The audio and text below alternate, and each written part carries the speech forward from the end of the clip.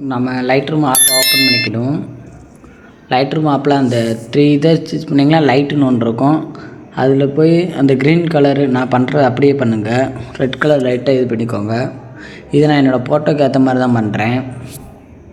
உங்கள் ஃபோட்டோக்கு இதாக தான் இருக்கும், உங்கள் ஃபோட்டோ பண்ணாதீங்க. இதில் எக்ஸ்ப்ரோஸ் கொஞ்சம் கூட்டிக்கோங்க. ஹைலைட்ஸ் கொஞ்சம் ஒரு 29 வச்சுக்கோங்க. பிளாக்கை கம்மி பண்ணிக்கோங்க, கூட்டிக்கோங்க.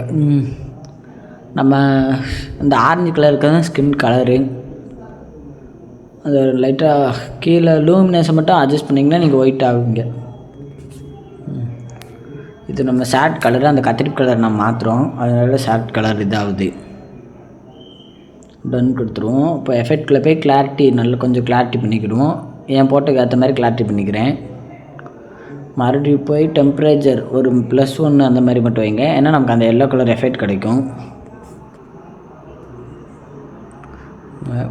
இதை சேவ் பண்ணி ஸ்கெட்ச் புக் ஆப்பை ஓப்பன் பண்ணிக்கோங்க. ஸ்கெட்ச் புக் ஆப்புக்குள்ளே வந்தீங்கன்னா உங்கள் ஃபோட்டோ இம்போர்ட் பண்ணிட்டு அதில் இந்த ஸ்மட்ஜ் ப்ரெஷ்ஷில் போய் அது ப்ரெஷ்ஷை சூஸ் பண்ணிக்கோங்க. இந்த இதில் ஸ்மட்ஜுன்னு போட்டு ப்ரெஷ் இருக்கும், அந்த ப்ரெஷ்ஷை சூஸ் பண்ணிக்கோங்க. அதில் நான் வச்சுருக்க செட்டிங்ஸ் அப்படியே வச்சுக்கோங்க. கொஞ்சம் அகலமாக பெருசாக ஆக்கிக்கோங்க. உங்களுக்கு ஏற்ற மாதிரி உப்பு ஸ்கின்னு ஸ்மட்ச் பண்ண ஆரம்பிங்க. கொஞ்சம் கொஞ்சமாக பண்ணுங்கள், அப்போ தான் உங்களுக்கு இதாக இருக்கும். நான் இது வீடியோ ரெக்கார்ட் ஆகுதுனால கொஞ்சம் ஸ்பீடாக இது பண்ணிக்கிறேன். இப்படி இருங்க, நான் பண்ணுற மாதிரியே பண்ணுங்கள், அப்போ தான் இந்த ஆயில் எஃபெக்ட் உங்களுக்கு கிடைக்கும். இதேமாரி ஆயில் எஃபெக்ட் வேணுன்னா நம்ம சேனலை சப்ஸ்கிரைபர் பண்ணி வைங்க. உங்களுக்கு அடுத்த ஆயில் எஃபெக்ட்லாம் புது புது டிஃப்ரென்ஸ்லாம் உங்களுக்கு சொல்லித்தரேன். இது நான் மொபைல்லே பண்ணுறோம்.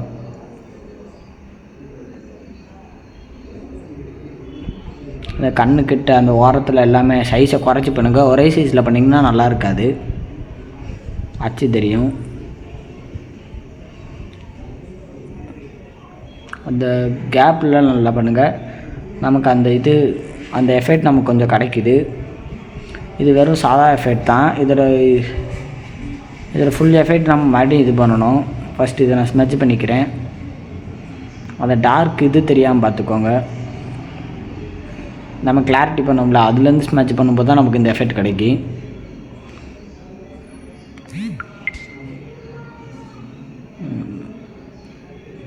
இந்த பண்ணி முடிக்க போகிறேன். இந்த பண்ணி முடிச்சிட்டேன்.